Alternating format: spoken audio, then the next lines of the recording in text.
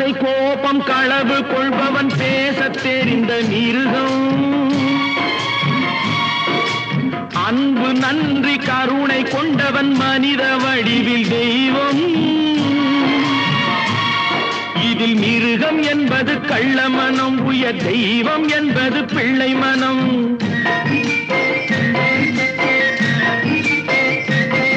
இந்த 6 கட்டளை அறிந்த மனது ஆண்டவன் வாழும் வெள்ளை மனம், ஆண்டவன் வாழும் வெள்ளை மனம்.